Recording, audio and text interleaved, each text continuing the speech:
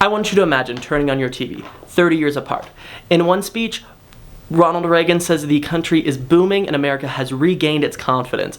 In the second speech, Barack Obama says, the economy is improving, yes, but many Americans are not feeling that improvement in their paychecks. And I'm gonna be honest, when I first saw that I had to watch 2 State of the Union addresses, I was not excited. I was not. But in actually completing this assignment, I had found that State of the Union addresses are actually quite interesting, and they're like little political time capsules. They show what the president thinks we should do, what the people are worried about, and how each president tried to sell that vision to Congress. Today, I am comparing Ronald Reagan's 1984 State of the Union with Barack Obama's 2014 State of the Union address. I will identify one major issue for each president, evaluate how successful each of them were at solving the issues, grade each speech as a piece of communication, discuss whether the problems remain relevant, and compare the reflections of the Vice President, the Speaker of the House, and the opposing party. I'm going to start off first by going over Ronald Reagan's 1984 State of the Union address. The issue Reagan emphasized most was economic recovery and the continuation of a smaller government economic program. He repeatedly returned to taxes, regulation, spending, and employment, inflation, and private enterprise. His central argument was that the country had improved because the government had stepped back and allowed individuals and businesses more room to act.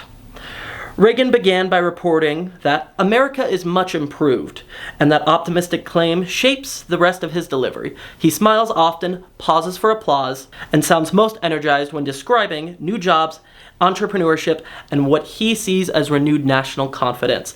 Instead of presenting the economy as a crisis requiring a new federal program, he presents the recovery as proof that his existing approach is working and should continue. His argument is essentially this: lower taxes, less regulation, controlled domestic spending, and faith in private enterprise produce growth. He also warns that deficits matter, but he resists solving them mainly through higher taxes. His economic section feels less like a technical budget and more of an inspirational comeback story. A notable second issue is national defense. His tone becomes much more solemn, toned back, and much more serious and forceful as he discusses the Soviet Union. Reagan was substantially successful for advancing his economic agenda, although the results were mixed rather than completely positive. For my research, I use the Reagan Presidential Library's official transcript as its record of Reagan signing the Tax Reform Act of 1986. The law lowered and simplified individual income tax while broadening the tax base, making it a major legislative achievement connected to tax reform goals. The economy was also expanding by 1984. While inflation and unemployment had fallen from the severe conditions surrounding the early 1980s recession, however, Reagan was less successful at controlling national deficits. Tax reductions and increased defense spending ultimately led to an increased national debt. Because multiple factors ultimately influenced the recovery, it would be difficult to credit Reagan for the recovery of the economy alone.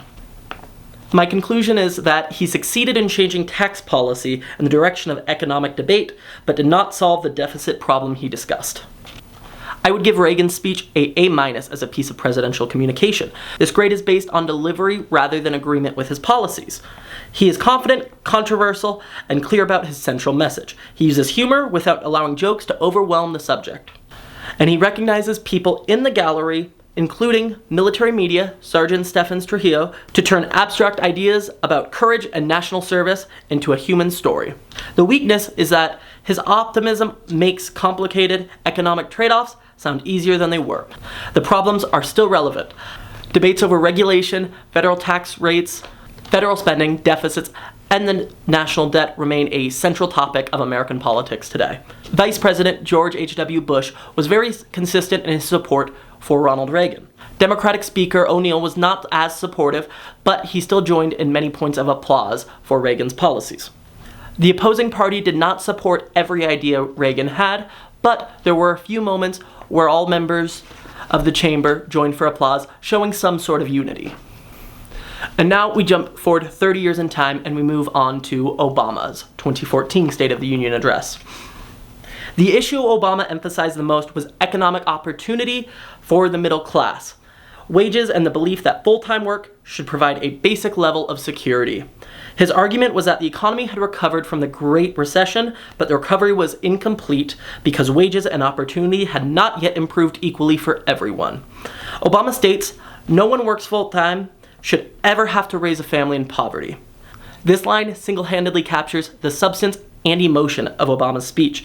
Obama's voice becomes firmer when he talks about stagnant wages, equal pay, education, and families struggling despite working hard. He also shifts between policy detail and stories about individual Americans, making the issue feel personal instead of purely statistical. His response included a $10.10 federal minimum wage and expanding the access to education and creating the MyRA retirement program. A notable secondary issue was immigration reform. He argued that reform would support economic growth and urged Congress to act that year. Obama achieved partial success, but he did not obtain the broad federal minimum wage he was pushing for. That was one of his speech's clearest requests. For my research, I used the Obama White House transcript and the U.S. Department of Labor's record of executive order. On February 12, 2014, Obama signed that order establishing a $10.10 minimum wage for workers on federal contracts. This allowed him to carry out a narrower version of the policy through executive authority. And comprehensive reform also failed to pass.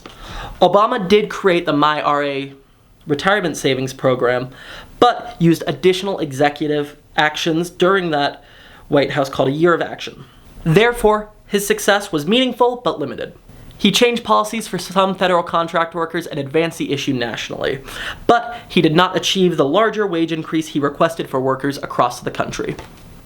I would also give Obama's speech an A- as a presidential piece of communication. His strongest technique was connecting policy to people. The weakness is that his speech contains many separate proposals, so the middle-class message occasionally becomes crowded. The issues are still relevant today. Wages, economic inequality, equal pay remain national debates. Vice President Joe Biden reacted enthusiastically to all of Barack Obama's proposals.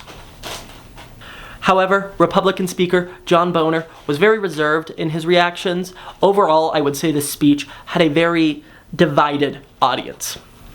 Republicans were less responsive during the Affordable Care Act, minimum wage, executive action, climate policy, and immigration. There were still moments of unity, especially the tribute to Sergeant Remsburg, when the chamber rose together for extended ovation. Even so, the overall pattern was visibly partisan. The clearest difference between these two speeches was not simply Republican policy versus Democratic policy. It was political atmosphere in the chamber. Reagan faced an opposing party speaker just as Obama did, but Reagan's address appeared to produce more regular bipartisan applause. Obama's speech contained unity during ceremonial or patriotic moments, but policy reactions were more consistently separated by party. In the end, these two speeches show why the State of the Union matters. It is not only constitutional to report to Congress.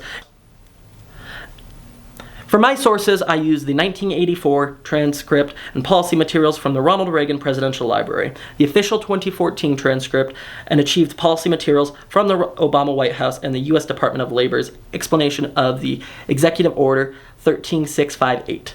I also based my observations about delivery and reactions in the chamber on the official video recording of both addresses. Thank you.